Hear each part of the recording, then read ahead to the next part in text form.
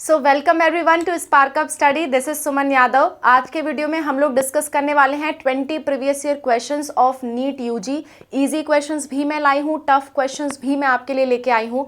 Total chapter के mixed questions हैं, हर एक चैप्टर से मिक्स क्वेश्चंस हैं और इसी तरह से हम एटलीस्ट 100-200 क्वेश्चन सॉल्व करेंगे आपके एग्जाम से पहले तक। और इधर आपको मेरी पूरी कोशिश रहेगी कि रेगुलर वीडियो मिले नीट के प्रीवियस ईयर क्वेश्चंस पे, ऑल चैप्टर्स पे, और विथ एक्सप्लेनेशन हम करेंगे, ताकि अगर हमारी वन शॉट वीडियो जो मैं आपको करवा रही हूँ उसमें बहुत डिले हो रहा है तो आपकी एटलीस्ट प्रीवियस ईयर क्वेश्चन साथ साथ में चलता रहे और वो आपका तैयार होता रहे विथ एक्सप्लेनेशन, ताकि जब मैं आपको वन शॉट वीडियो पढ़ाऊँ तो आपके दिमाग में ये रहे कि हाँ ये वाला चीज़ तो पढ़ा हुआ है, ये वाला चीज़ तो हमें जल्दी समझ में आ गया। तो मैं आपको विथ एक्सप्लेनेशन क्वेश्चन सॉल्व कराऊंगी। 20 क्वेश्चन हम एट अ टाइम सॉल्व करेंगे और मेरी पूरी कोशिश रहेगी हर दिन आपको 20 क्वेश्चन सॉल्व कराए जाए और एग्जाम से पहले कम 200 क्वेश्चन तक मैं आपको सॉल्व करवा दूँ। ठीक है, सो फिलहाल ये फर्स्ट पार्ट है, इसी तरह सेकंड पार्ट का वीडियो अगले दिन आएगा। अभी हम 20 प्रीवियस ईयर क्वेश्चन सॉल्व करेंगे। एक और बात, आप अगर हमारी हेल्प कर सकते हो तो ये हमारा QR कोड है, आप जो भी पेमेंट कर पाओ अपने तरफ से आप कर सकते हो, आपकी इच्छा के ऊपर है, कोई ज़बरदस्ती नहीं है। आप चाहो अगर हमें पे करना, हमारी हेल्प करना तो आप कर सकते हो। ये दोनों QR कोड है हमारा। हम लोग ये सीरीज़ फ्री में इसलिए चला रहे हैं क्योंकि कुछ स्टूडेंट्स होते हैं जो पेमेंट नहीं दे सकते, वो असमर्थ होते हैं, वो पढ़ाई करने के लिए उनके पास इतने पैसे नहीं होते, तो एटलीस्ट वो लोग भी पढ़ सकें, इसलिए हम लोग फ्री में ये सीरीज़ कंटिन्यू कर रहे हैं। लेकिन अगर आप समर्थ हो, अगर आप दे सकते हो तो प्लीज़ हेल्प। ओके, चलो नेक्स्ट देखो, 20 प्रीवियस ईयर क्वेश्चंस हम सॉल्व करेंगे और सारे नीट के प्रीवियस ईयर क्वेश्चंस होंगे। पहला क्वेश्चन आपके स्क्रीन पे है, वीडियो को पॉज करना, आंसर देना, और हिंदी इंग्लिश दोनों में हम सॉल्व कर रहे हैं। वीडियो को पॉज करना, आंसर देना और लास्ट में ज़रूर बताना कितने क्वेश्चंस आपके सही हुए। स्क्रीन पे पहला क्वेश्चन आपके, ध्यान से पढ़ना, क्वेश्चन बजाने वाला है, नीट 2014 का क्वेश्चन है। Maximum nutritional diversity is found in the group. समूह में अधिकतम किस समूह में अधिकतम पोषण विविधता पाई जाती है? 2014 का क्वेश्चन है। फंजाई यानी कि कवक, एनिमैलिया, मोनेरा या फिर आपका प्लांटी, ठीक है, यानी कि पादप। हिंदी इंग्लिश दोनों के लिए करा रही हूँ, दोनों मीडियम वाले स्टूडेंट्स इसे देख सकते हैं। चलो जल्दी से बता दो, वीडियो को पॉज करो, आंसर करो और मैं आपको एक्सप्लेन करती हूँ। आपके दिमाग में आंसर आया होगा फंजाई, मुझे मालूम है कई लोगों के दिमाग में आंसर फंजाई आया होगा, लेकिन ये आंसर गलत है। फंजाई मैक्सिमम डाइवर्सिटी तो होता है, लेकिन न्यूट्रिशनल डाइवर्सिटी एक अलग चीज़ है, डाइवर्सिटी एक अलग चीज़ होती है। न्यूट्रिशनल डाइवर्सिटी पूछा है, यानी कि पोषण की विविधता, यानी बहुत सारे तरह से पोषण अगर कोई लेता है तो उसे हम कहेंगे पोषण की विविधता। समझो बात को। अगर मैं कहूँ कि मानव कितने प्रकार के हैं, मानव कितने प्रकार के हैं, तो वो होगी मानवों की विविधता। लेकिन अगर मैं ये कह दूँ कि मानव कितने प्रकार से खाना खाते हैं, तो वो हो गई पोषण की विविधता। पोषण की विविधता सबसे ज़्यादा आपके मोनेरा में होती है। मोनेरा यानी कि आपके बैक्टीरिया, जो जीवाणु होते हैं, बैक्टीरिया जीवाणु, उनमें सबसे ज़्यादा पोषण की विविधता होती है। कैसे भैया बता दो, बता देती हूँ। मोनेरा जो होते हैं वो आपके फोटोट्रॉप्स भी होते हैं, फोटोट्रॉप्स भी होते हैं, यानी कि वो फोटोट्रॉफिक न्यूट्रिशन भी कर सकते हैं, प्रकाश संश्लेषण से भी अपना खाना बना सकते हैं। दूसरा, ये जो मोनेरा होते हैं ये आपके कीमोट्रॉफ्स भी होते हैं। कीमोट्रॉफ का मतलब होता है कि ये केमिकल्स के जरिए भी अपना खाना बना सकते हैं, जैसे कि नाइट्रेट, नाइट्राइट, ये सब यूज़ करके भी, अमोनिया का इस्तेमाल करके भी अपना खाना बना सकते हैं। ये जो होते हैं मोनेरा, ये आपके हेटेरोट्रॉफिक भी हो सकते हैं। हेटेरोट्रॉफिक मतलब कि दूसरों पे डिपेंड रह सकते हैं खाना बनाने के लिए, दूसरों पे निर्भर हो सकते हैं अपने खाने के लिए, ठीक है। हेटेरोट्रॉफिक में भी 2 लोग आते हैं, 3 लोग आते हैं। हेटेरोट्रॉफिक में आता है आपका पैरासाइट, दूसरा आता है आपका होलोजोइक, नेक्स्ट आता है आपका सैप्रोट्रोफिक। तो ये होलोजोइक तो नहीं होते, लेकिन ये पैरासाइट और सैप्रोट्रॉफिक भी होते हैं, यानी कि न्यूट्रिशन के, पोषण के जितने प्रकार हैं वो सब प्रकार से पोषण कर सकते हैं। वो किसी दूसरे पे भी निर्भर हो सकते हैं, वो अपना खाना खुद भी बना सकते हैं, वो किसी के पैरासाइट की तरह काम कर सकते हैं, ठीक है, किसी के पे वो कीमोट्रॉफ की तरह काम कर सकते हैं, ये सब वो काम कर सकते हैं। हिंदी में मैं आपके लिए किनारे किनारे लिख दे रही हूँ, वो आप यूज़ कर लेना, क्योंकि हिंदी में कुछ चीज़ें मुझे नहीं आती हैं बोलना, तो मैं किनारे किनारे लिख दे रही हूँ ताकि हिंदी मीडियम वाले भी इसी सीरीज से फ़ायदा उठा सकें। सो फोटोट्रॉफ्स, कीमोट्रॉफ्स, हेटेरोट्रॉफ्स, ये सारे तरह का न्यूट्रिशन कौन शो करता है? मोनेरा। मोनेरा जगत होता है, जीवाणुओं का जगत होता है, यानी कि बैक्टीरिया का जगत होता है। जीवाणु यानी बैक्टीरिया का जगत होता है, ठीक है। तो ये आपका पहला क्वेश्चन था, अच्छा क्वेश्चन था। Question number question number second, answer आपको दिख गया पर फिर भी खुद से सोचना और सारे एग्जाम्पल बताना।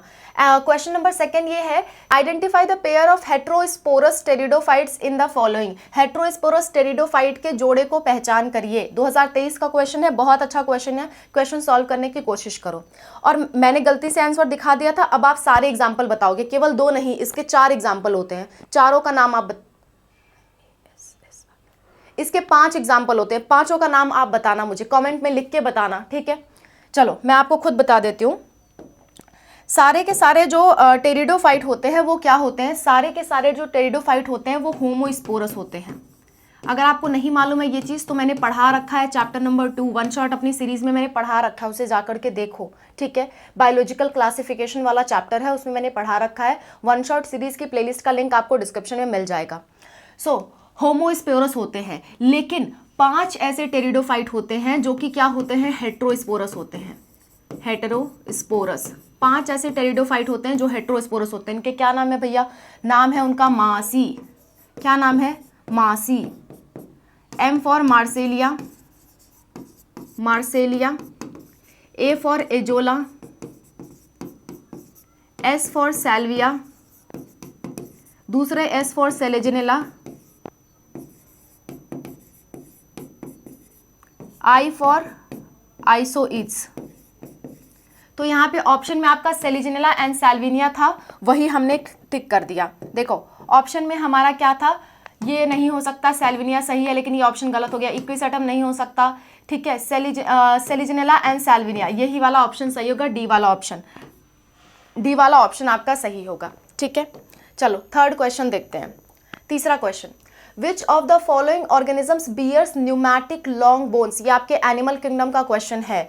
कौन से जीव में वायवीय, नाम से ही पता चल रहा है कि जो पक्षियां होती होंगी, हवा में कौन उड़ता है, पंछियां उड़ती हैं, तो कौन सी पंछी है जिनके पास लंबी हड्डियां होती हैं, वायवीय लंबी हड्डियां होती हैं, खोखली, ताकि वो हवा में उड़ सकें।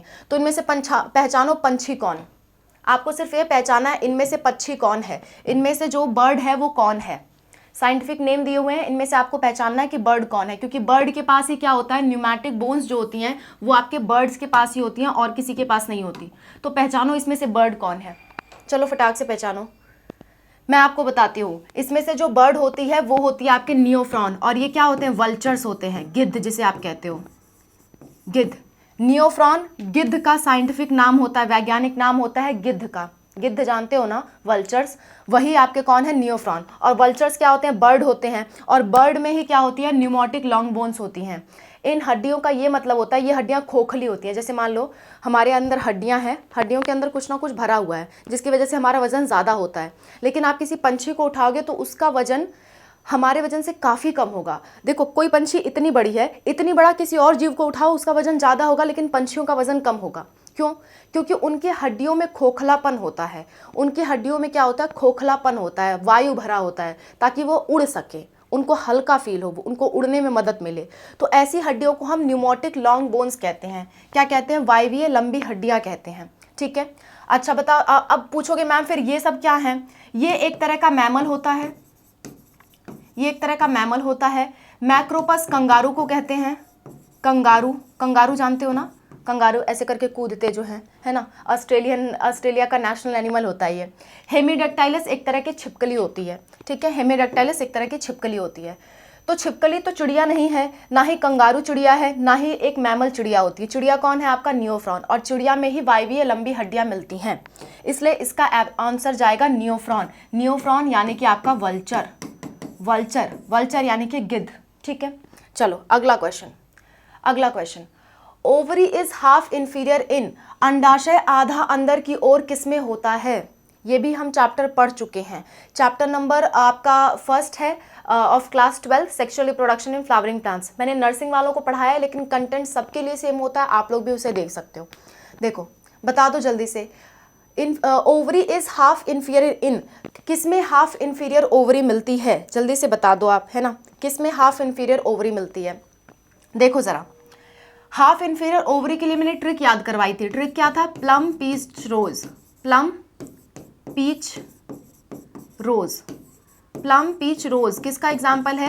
ये एग्जाम्पल होता है आपके हाफ इंफीरियर ओवरी का। बाकी सबका भी एग्जाम्पल हम यही याद कर लेते हैं। क्या होता है ना, जब आप इकट्ठे चीज़ें याद करते हो तो आपको ध्यान में आ जाता है, और previous year question as it is नहीं आते हैं, उससे मिलता जुलता कुछ आता है। जैसे 2020 में अगर हाफ इंफीरियर ओवरी पूछ लिया तो हो सकता है आपके एग्जाम में पूछ ले सुपीरियर ओवरी कौन है, या फिर आपसे पूछ ले कि इंफीरियर ओवरी कौन है। ऐसा क्वेश्चन आते हैं, मिलते जुलते क्वेश्चंस आते हैं। तो जब भी आप प्रीवियस ईयर क्वेश्चन सॉल्व कर रहे हो उससे मिलता जुलता सारी चीज़ें आप रिवाइज कर लिया करो। जैसे यहाँ पे हाफ इंफीरियर ओवरी का क्या होता है? प्लम, पीच, रोज। ठीक है, अगर मैं इंफीरियर ओवरी की बात करूँ, इंफीरियर ओवरी, तो उसका एग्जाम्पल होता है आपका गुआवा, और क्या होता है? कुकुम्बर होता है, यानी कि खीरा और आपका गुआवा, अमरूद, खीरा और अमरूद होता है। ठीक है, और अगर हम सुपीरियर ओवरी की बात करें तो सुपीरियर ओवरी का ये एग्जाम्पल होता है, सुपीरियर ओवरी। कैसे याद रखते हैं सुपीरियर ओवरी को? इसका एक और एग्जाम्पल होता है चाइना रोज। कैसे याद रखते हैं? चाइना के घरों में मस्टर्ड का साग बनता है, लेकिन जब उसमें सुपीरियर लोग आ जाते हैं, जब अच्छे लोग उनके घर पे आ जाते हैं, तो मस्टर्ड में वो ब्रिंजल भी डाल देते हैं, यानी कि बैंगन भी डाल देते हैं। ऐसे मैंने याद कराया था।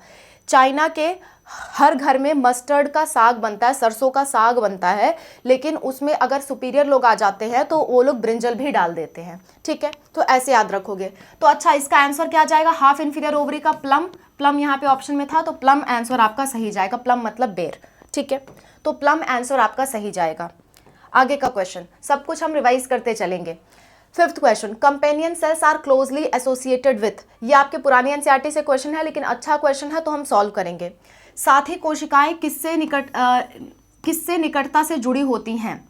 सीव ट्यूब से, छलनी ट्यूब से, वेसल एलिमेंट्स यानी कि वाहिका तत्व से, ट्राइकोम से, या गार्ड सेल से? फटाफट बता दो। 2012 का आपका क्वेश्चन है। वीडियो को पॉज करो, आंसर मन में सोचो। ये लाइव क्लास नहीं है इसलिए मैं आपको टाइम नहीं दूंगी। वीडियो को पॉज करके सोचना आपका काम है। ठीक है, चलो, इसका आंसर होता है साथी कोशिकाएं सीव ट्यूब्स को जरूरत होती है। देखो यहां से हम थोड़ा सा समझेंगे। जो आपके फ्लोएम होते हैं, फ्लोएम के 4 कंपोनेंट, 4 घटक होते हैं, 4 चीज होते हैं फ्लोएम को बनाने वाले। एक होता है आपका सीव ट्यूब, यानी कि छलनी ट्यूब, उसमें छेद होते हैं। दूसरा होता है आपका कंपेनियन सेल्स, यानी कि साथी कोशिकाएं। अगला होता है आपका फ्लोएम पैरेन्काइमा। इसके बाद होता है आपका फ्लोएम फाइबर। ठीक है, फ्लोएम फाइबर। फ्लोएम फाइबर ही एकमात्र ऐसा फ्लोएम का घटक होता है जो कि डेड होता है। बाकी सब क्या होते हैं? जीवित होते हैं। बाकी सब जीवित होते हैं, इस बात को ध्यान रखना। ये बाकी सारे जीवित हैं, लेकिन ये फ्लोएम फाइबर ही होता है जो कि डेड होता है। ठीक है, अच्छा, सीव ट्यूब के पास ना अपना खुद का न्यूक्लियस, अपना खुद का नाभिक नहीं होता, जिसकी वजह से वो समझ नहीं पाता उसे करना क्या है। जैसे हमारे शरीर में ब्रेन जैसा काम करता है, ब्रेन सबको बताता है कि क्या करना है, वैसे ही कोशिकाओं में न्यूक्लियस, केंद्रक, बताता है कि सबको क्या काम करना है। अब कोई ऐसी कोशिका है जिसके पास केंद्रक है ही नहीं, तो उसे किसी से तो पूछना पड़ेगा ना कि हमारी मदद करो, बताओ हम क्या करें। तो वो किससे पूछता है? अपने साथी कोशिकाओं से। सीव ट्यूब को किसकी जरूरत पड़ती है? अपने साथी कोशिकाओं की, क्योंकि उनके पास केंद्रक नहीं होता। तो अगर आपसे ये क्वेश्चन पूछा जाए कौन से फ्लोएम के ऐसे घटक हैं जिनके पास केंद्रक नहीं होता, तो आप कहोगे सीव ट्यूब्स। सीव ट्यूब के पास केंद्रक नहीं होता, यानी कि नो न्यूक्लियस, इनके पास न्यूक्लियस नहीं होता, केंद्रक नहीं होता। ठीक है, इसीलिए इनको किसकी सहायता की जरूरत पड़ती है? कंपेनियन सेल्स की। तो यही आपका आंसर था। नेक्स्ट क्वेश्चन आपके स्क्रीन पे, विच of the following is not a connective tissue? इनमें से कौन सा कनेक्टिव टिश्यू नहीं है? 2022 का क्वेश्चन है, ये भी पुरानी एनसीईआरटी से है पर इजी है, हम लोग कर लेंगे। निम्नलिखित में से कौन सा संयोजी उत्तक नहीं है? रक्त, वसा उत्तक, उपस्थि, ठीक है, या फिर आपका न्यूरोग्लिया? जल्दी से बता दो। इसका आंसर है आपका न्यूरोग्लिया। न्यूरोग्लिया आपका नर्वस टिश्यू होता है, नर्वस टिश्यू होता है। यानी कि आपका तंत्रिका तंत्र का उत्तक होता है न्यूरोग्लिया, और ये बाकी 3 क्या होते हैं, ये बाकी 3 आपके कनेक्टिव टिश्यू यानी कि संयोजी उत्तक होते हैं। तो कौन सा नहीं है, न्यूरोग्लिया नहीं है, आंसर आपका neuroglia. Next question, which of the following is not found in prokaryotic cell, कौन सा प्रोकैरियोटिक कोशिका में नहीं पाया जाता है, नहीं पाया जाता है। प्रोकैरियोटिक कोशिका के बारे में सोचो, मैंने आपको पढ़ा रखा है वन शॉट वीडियोस में, सोचो प्रोकैरियोटिक कोशिका कैसी होती है। वीडियो को पॉज करके पहले आंसर सोचो, उसके बाद फिर देखो। ऐसी प्रोकैरियोटिक कोशिका होती है जिसके ऊपर सेल वॉल होता है, सेल वॉल होता है, और इसके अंदर क्या होता है, इसके अंदर सेल मेम्ब्रेन भी होता है, और इसमें क्या होता है, नाभिक जैसे कुछ संरचना होती है लेकिन नाभिक न्यूक्लियस नहीं होता, ठीक है। और इसके पास क्या होते हैं, बीच बीच में राइबोसोम भी होते हैं, बीच बीच में राइबोसोम होते हैं। और मीजोसोम, मीजोसोम आपके माइटोकॉन्ड्रिया जैसे स्ट्रक्चर्स होते हैं वो इसमें पाए जाते हैं। प्लाज्मा मेम्ब्रेन, न्यूक्लियर मेम्ब्रेन पाया जाता, सॉरी न्यूक्लियर मेम्ब्रेन नहीं पाया जाता भाई, ये ऐसे छिटे हुए होते हैं, ऐसे बिखरे होते हैं, उसके ऊपर नाभिक झिल्ली नहीं पाई जाती। तो यही वाला आपका आंसर हो जाएगा कि न्यूक्लियर झिल्ली नहीं पाई जाती, ठीक है, न्यूक्लियर झिल्ली नहीं पाई जाती। अगला question, the essential chemical components of many coenzymes are, ये भी आपका अच्छा क्वेश्चन है। एसेंशियल कंपोनेंट क्या है कोएंजाइम्स के, ये आपका बायोमोलिक्यूल्स में भी आता है और भी कई चैप्टरों में आपका ये पूछा जाता है, खासकर बायोमोलिक्यूल्स में है। कई एंजाइमों में आवश्यक रासायनिक घटक क्या है। वीडियो को पॉज करो, आंसर दो, 2013 का क्वेश्चन है। देखो नॉर्मली एंजाइम किसका बना होता है, प्रोटीन का, लेकिन कभी कभी उसे प्रोटीन के अलावा कुछ और चीज़ों की भी ज़रूरत पड़ती है, और ज़्यादातर वो चीज़ें क्या होती हैं, ज़्यादातर वो चीज़ें होती हैं विटामिन, ठीक है, ज़्यादातर वो चीज़ें क्या होती हैं, विटामिन होती हैं। अगला question, the centriole undergo duplication during, centriole जो होता है, जो कि आपका सेंट्रियोल है, वो कब अपना डुप्लीकेशन करता है। सेल साइकिल जब हमारी कोशिका बनती है तो हर चीज़ डबल होती है, तो सेंट्रियोल कब डबल होता है, जल्दी से बता दो। सेल साइकिल हम जल्द ही पढ़ने वाले हैं, वहाँ पे मैं आपको समझाऊंगी। देखो जब आपका सेल जो है वो डबल, जो आपका सेल साइकिल चलता है उसमें होता है G1 फेज़, S फेज़ होता है, G2 फेज़ होता है और आपका M फेज़ होता है। वैसे M फेज़ बहुत छोटा होता है, मैंने बड़ा बना दिया, ठीक है। तो S फेज़ ऐसा होता है जिसमें DNA का भी डुप्लीकेशन होता है और आपके सेंट्रियोल का भी डुप्लीकेशन होता है। तो DNA भी पूछे या सेंट्रियोल पूछे कि कब डबल होता है, तो आंसर जाएगा आपका S फेज़। एस चरण में क्या होता है, आपका सेंट्रियोल हो या आपका DNA हो, दोनों का डुप्लीकेशन एस फेज में होता है। अगला क्वेश्चन, 10वां क्वेश्चन आपकी स्क्रीन पे, in chloroplast highest number of protons are found in, chloroplast में सबसे अधिक प्रोटॉन कहाँ पाए जाते हैं, प्रोटॉन, प्रोटॉन सबसे अधिक प्रोटॉन यानी कि H+ कहाँ पाए जाते हैं, सबसे अधिक H+, इंटरमेम्ब्रेन स्पेस में, एंटीना कॉम्प्लेक्स में, स्ट्रोमा में, या आपके ल्यूमेन ऑफ थाइलेकॉइड में। वही चीज़ हिंदी में भी लिखी हुई है, आप पढ़ के कर सकते हो। जल्दी से बताओ, 2016 का क्वेश्चन है। आंसर जाएगा आपका ल्यूमेन ऑफ थाइलेकॉइड, यानी कि थाइलेकॉइड की ल्यूमेन में, ल्यूमेन मतलब खाली स्पेस अंदर का। देखो कैसे, ये आपका होता है क्लोरोप्लास्ट, ठीक है। क्लोरोप्लास्ट डबल मेम्ब्रेन का होता है, ध्यान रखना हमेशा। आपकी कोशिकाओं में 3 ही ऐसी चीज़ हैं जो डबल मेम्ब्रेन की होती हैं। पहला आपका जो क्लोरोप्लास्ट है, दूसरा आपका माइटोकॉन्ड्रिया, तीसरा जो है आपका न्यूक्लियस यानी कि केंद्रक। इन तीनों के अलावा कोई भी डबल मेम्ब्रेन स्ट्रक्चर आपके सेल में नहीं होता। तो ध्यान रखना, डबल मेम्ब्रेन किस में होते हैं, क्लोरोप्लास्ट में होता है, क्लोरोप्लास्ट में होता है, जस्ट अ मिनट, क्लोरोप्लास्ट में, माइटोकॉन्ड्रिया में और न्यूक्लियस में, केंद्रक में, इन तीनों में आपका डबल मेम्ब्रेन पाया जाता है। तो ये आपका क्लोरोप्लास्ट है। क्लोरोप्लास्ट के अंदर क्या होता है, अंदर ऐसे ऐसे कुछ संरचनाएं होती हैं, इसको हम कहते हैं ग्रेना, ग्रेना, ठीक है। और इसमें से एक, ये जो सिक्का जैसा एक है, उसको कहते हैं थाइलेकॉइड, थाइलेकॉइड, हिंदी में भी थाइलेकॉइड ही ध्यान रखो, ठीक है। अक्सर जो इंग्लिश के शब्द है ना, वही हिंदी में आपसे पूछे जाते हैं, क्लियर है। अब इस थाइलेकॉइड को अगर हम जूम करके बनाए, बड़ा करके बनाए, तो ऐसा कुछ थाइलेकॉइड नजर आता है। इसके अंदर के खाली जगह को हम कहते हैं ल्यूमन, और यहीं पे हाइड्रोजन बहुत ज्यादा इकट्ठा होता है, हाइड्रोजन, हाइड्रोजन, पानी टूटता है, पानी यानी कि H2O, H2O टूटता है और क्या बनाता है, और क्या बनाता है आपका, ऑक्सीजन बनाता है O2, और H+ को अंदर छोड़ देता है। ऐसा कुछ यहाँ पे होता है, और इलेक्ट्रॉन्स बाहर निकल जाते हैं, ऐसा कुछ होता है यहाँ पे, ठीक है। सो ये चीज़ हम लोग फोटोसिंथेसिस में ध्यान से पढ़ेंगे, इस चीज़ को डिटेल में फोटोसिंथेसिस चैप्टर में करवाऊंगी, तब आपको ये चीज़ क्लियर होगी। जिसको आता है उसका मैंने रिविजन करवा दिया। सो ल्यूमेन ऑफ थाइलेकॉइड्स में मिलता है। अगला question, conversions of glucose to glucose 6 phosphate, the first irreversible reaction of glycolysis is catalyzed by, बहुत अच्छा क्वेश्चन, जल्दी से बता दो क्या इसका आंसर होगा।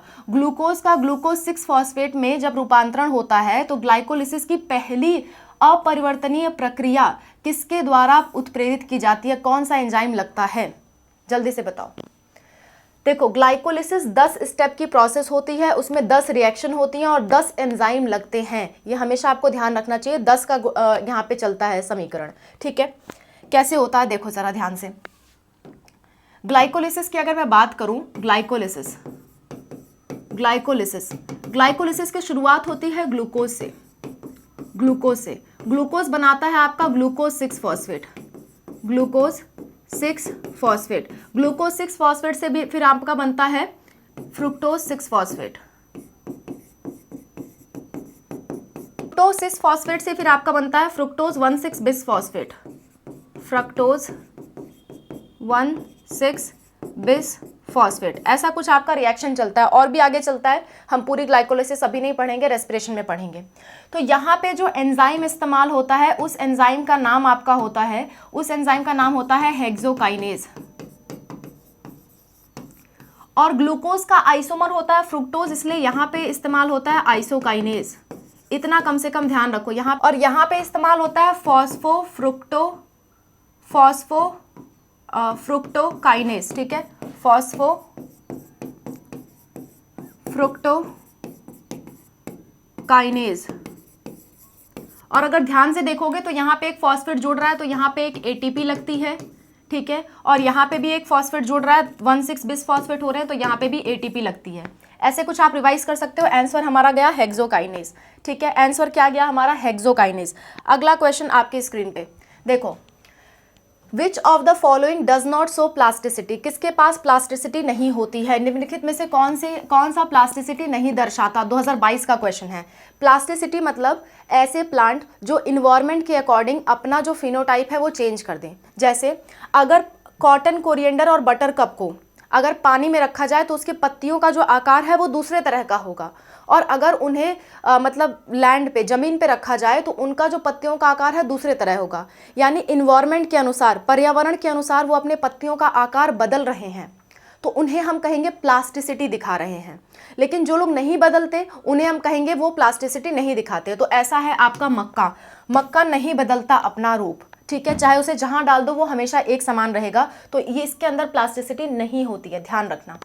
और पूछ ले प्लास्टिसिटी किसके अंदर होती है, तो कॉटन, कोरिएंडर, बटरकप में होती है। अगला, ये आपका आंसर था। 13वां question, lungs are made of air filled sacs, जिसे हम एल्वियोलाई कहते हैं, they do not collapse even after forceful expiration because of. फेफड़े में हवा भरी होती है और उनकी थैलियों को हम एल्वियोलाई कहते हैं। अब हम अगर बलपूर्वक सांस निकाल भी दे तो भी वो जो एल्वियोलाई है वो फट नहीं जाती, क्यों, पूछा गया है, क्यों, बता दो जरा।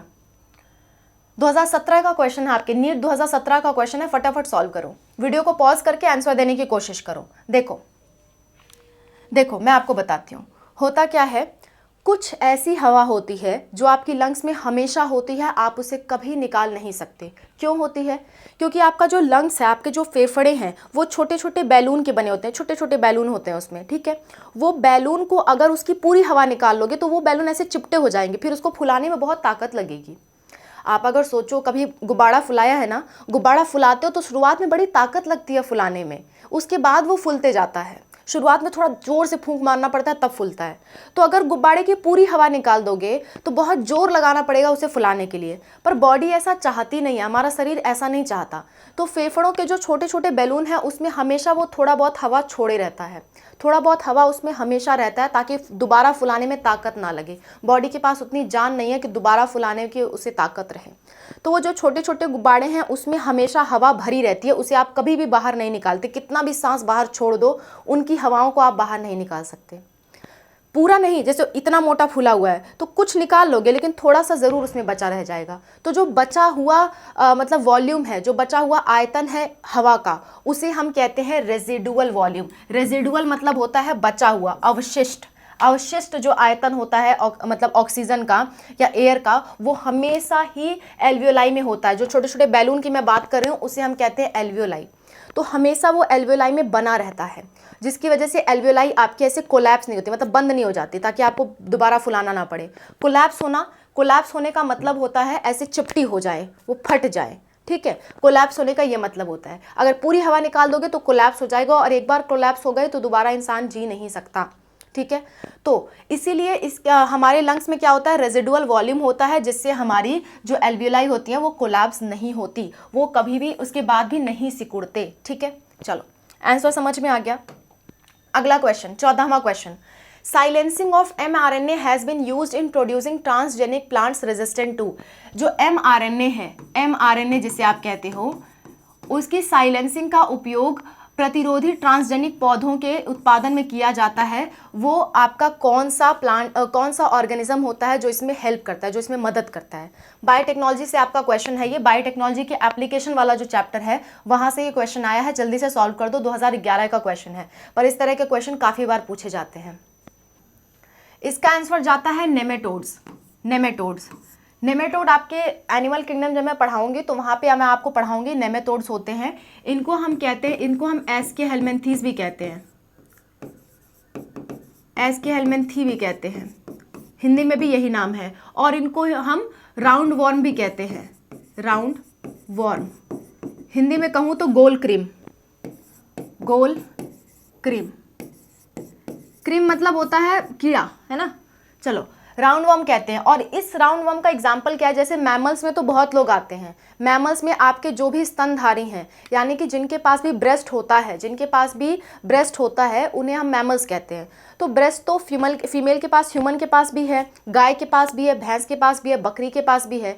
तो ऐसे नेमेटोड भी बहुत सारे होंगे ना, गोल क्रीम बहुत सारे होंगे। तो उनमें से कौन सा जो राउंड वर्म है, कौन सा नेमेटोड है जो mRNA साइलेंसिंग में इस्तेमाल आता है, उसका भी नाम याद रख लो लगे हाथ। उसका नाम होता है आपका मेलोडीगाइने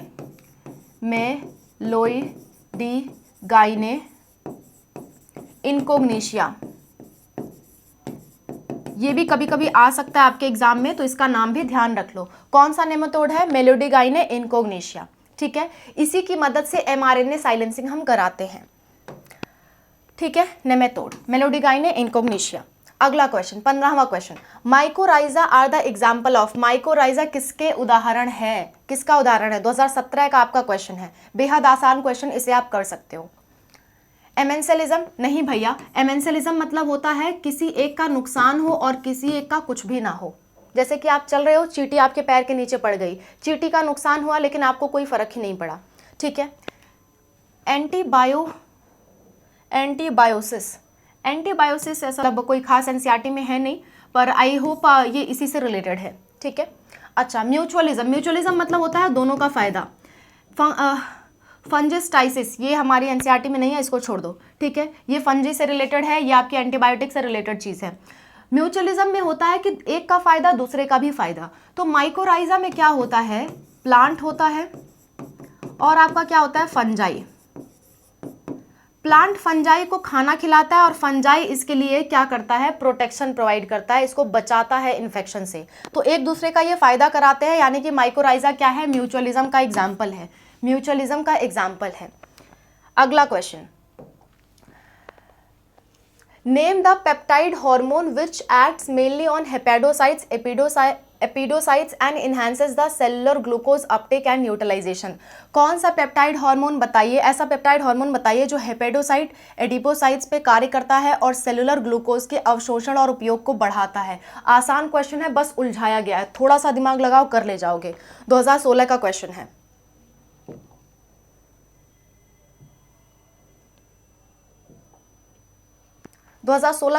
बेहद आसान क्वेश्चन है, थोड़ा सा दिमाग लगाओ कर ले जाओगे। देखो होता क्या है, खून में हमारे जो ग्लूकोज होता है उसको रेगुलेट करने का काम करता है आपका दो हार्मोन, एक होता है आपका इंसुलिन और एक होता है आपका ग्लूकागॉन।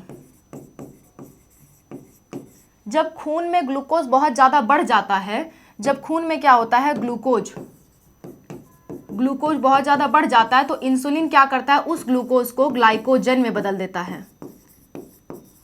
और जब खून में ग्लूकोज की कमी होती है तो ग्लाइकोजन से इसे ग्लूकोज में बदल देता है कौन? ग्लूकागॉन। यानी अगर ग्लूकोज से ग्लाइकोजन में बदलना है तो इंसुलिन काम आएगा, ग्लाइकोजन से अगर ग्लूकोज में बदलना है तो ग्लूकागॉन काम आएगा।